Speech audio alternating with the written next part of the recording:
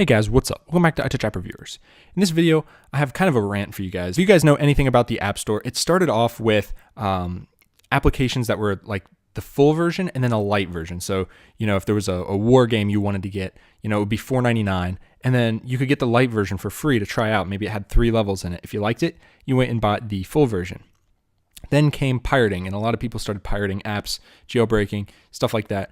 And then developers kind of moved towards a freemium model like Clash of Clans, where you get the app for free and then they try to urge you to buy the microtransactions within the game. And a lot of that worked for a lot of developers, but developers got even greedier and are now going towards subscription-based models for applications that definitely do not need a subscription. Case in point, Day One. So this application, I've heard about it for a long time. I've never actually used it because, first of all, it costed a lot of money on the App Store, like over $5, I think. Second of all, I don't really care about journaling, so that's why I thought it cost a lot for what it was, because I don't need it. But one day, I think the iPhone app actually went free, so I downloaded it and got it. And then there was the Mac app, and they got some backlash recently because they actually just dropped this app to free. I think it used to be like $30. Don't quote me on that, but it was a pretty expensive application, but it was a premium one. You pay to play, basically. So if you guys really wanted a journal app, you'd get Day One if you were serious about it. So it was kind of like the gold standard of journals. Now, I don't know how many people actually journal on their phone or Mac, just pull out a fucking piece of paper, but that's neither here nor there. So anyways, they recently switched to a subscription-based model. They basically cut off all support for Dropbox and iCloud Sync and all of those ways of syncing your notes, and they put in their own proprietary one that they want you to have to pay for. So not only did they get rid of these secure methods, well, supposedly secure methods, they're actually implementing their own that no one's actually tested. No one actually knows if their way is good. Like, what if you had journals are personal stuff. You don't want that just being out there.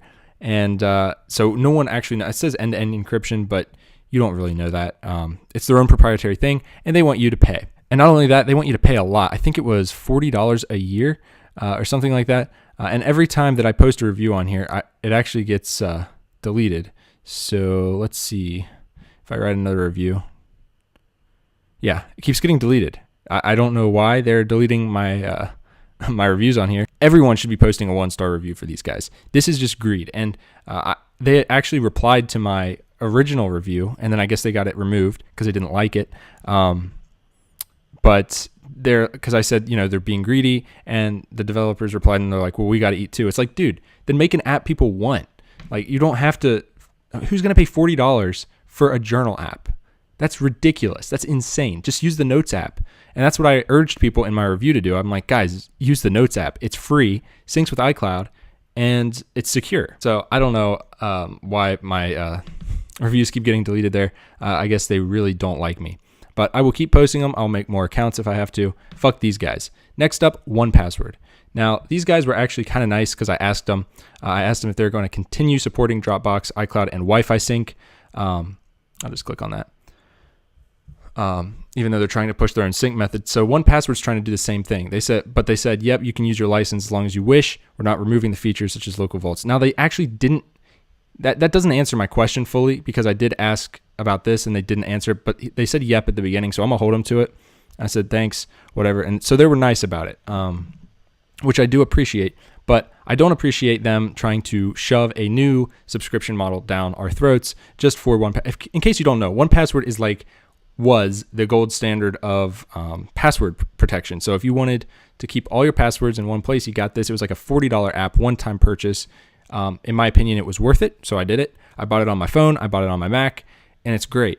One thing I liked about it is that it didn't sync anywhere. Like, you could sync it if you wanted through Wi-Fi, which I did a few times, but I don't do that often because, obviously, anytime you connect this to the internet, that's an extra vulnerability, really. So you don't want to do that very often. So they're actually trying to make it so that you had to pay to have your stuff synced through their own, I don't know, their own way of doing it. I don't know exactly how they're doing it, but they want you to pay monthly for that. And that's ridiculous, because not only is this a password company that stores passwords, they are going to be the #1 target of every hacker ever. And you do not want to have your stuff in their vaults when they get hacked, because you're going to lose everything.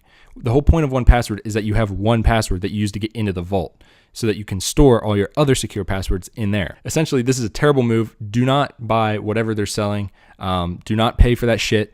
Just keep your stuff local and don't buy into these traps. I mean, if you guys bought into this stuff, you'd be spending like $600 a year for just apps that you use. Like Netflix is okay. They started this whole thing, you know. Well, they didn't start it, but, you know, they perpetuated it. Then you got Hulu and, you know, all these other subscription services, Spotify, Pandora, and people thought, everyone thinks that they're big enough and good enough to do this. You're not. These people are not good enough. They're going to actually lose money here. Day one is going to lose a ton of customers. 1Password also probably going to lose customers depending on how they implement this. I will stop using them at the drop of a hat if they try to push their own sync method on me. I will not use that shit. And then I will somehow try to get a refund. I know App Store doesn't really do that very often for old purchases because I did purchase this years ago. I'm a very loyal customer to them because I like their products. But if they're going to keep doing this, nah, I ain't cool with that. Lastly, we have Enlight. So this application actually has a version 1, which is right here. That one I actually own. I think it went free one day, but it was a paid app. And now they went the subscription model for basically a photo editing app, kind of like Instagram's own filters and shit. They want you to pay. Now get this. So this is what it does. You can look this over. Okay, it's free. Yeah, it might be worth a free download. Honestly, I wouldn't even use it for free. But look at this shit. They want you to pay $40 up front just to use this app. In case you're wondering, I have Pixelmator on my Mac here, and that is like basically Photoshop for Mac, and it was like $20. They want you to pay $40 for this piece of shit application that they've created. Basically the exact same thing as the first Enlight. They just want you to pay again. So yeah, you can download it for free. You can get a little access to a few filters and stuff, but to really use the app, you have to pay either $4 a month or $40 up front. It's absolutely ridiculous that these guys are doing this. I mean, do they really think people are going to do it? No one's going to do this. They're going to lose money, and then ultimately the company's going to go under. So not only will the people that start paying lose money because they're going to stop developing the app once they go under because no one's buying it, but people that want to buy it aren't going to because they see through it like I do. I mean, this is just absolutely ridiculous that these guys are doing this. So I'm going to go to the reviews here. I did write a review. Let's see if they... Looks like they deleted that one too. I guess they really don't like my reviews. Somehow these guys just go through, and I give all of these upvotes. I don't even read them. I just see 1 star, give it an upvote. Oops, shit. I didn't mean to do that one. But you get the point. So a lot of these 5-star ones are fake. I actually reported them to Apple. They're fake reviews. You can tell by the name, and some of them were like, here, get the mileage tracker app, have a mileage log with no I mean, this is fake. This username is completely, this person's fake. They bought that review for 5 stars, and clearly the bot couldn't even get the right type of application.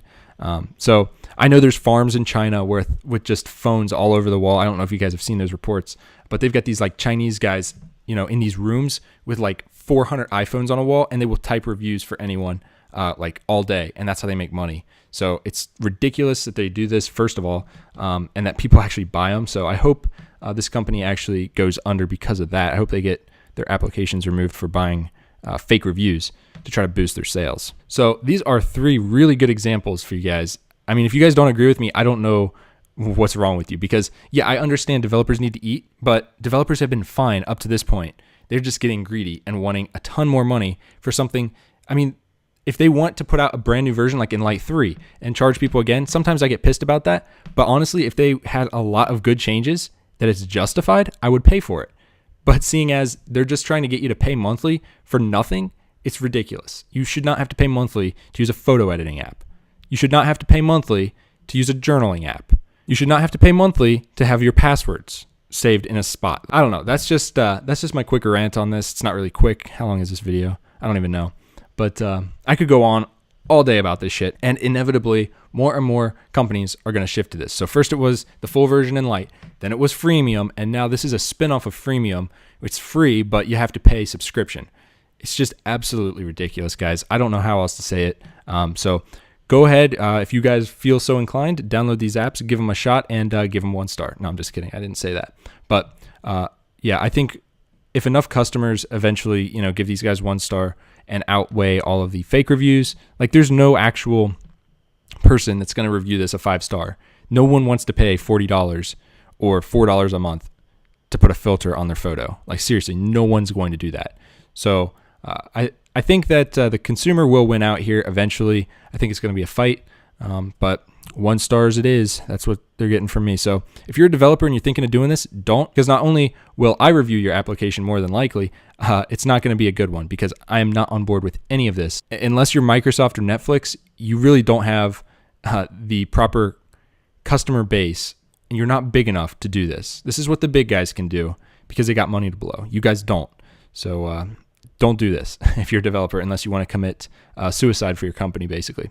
So that's all I got for this video, guys. If you like it, hit it with a thumbs up. If you hate developers charging these exorbitant fees for something so stupid, hit it with a thumbs up. At this point, I just hope that these developers see the error in their ways, and hopefully we can return to just the good old full version and then light version. So if someone wants something, they just buy the full version. Like that's the easiest, cleanest way. I spent so much money on the App Store when I started. I've spent tens of thousands of dollars on the App Store.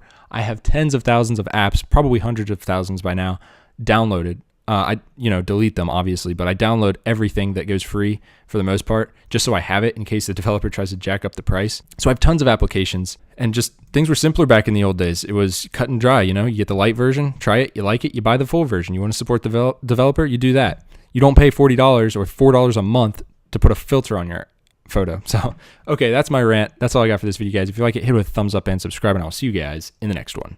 Peace.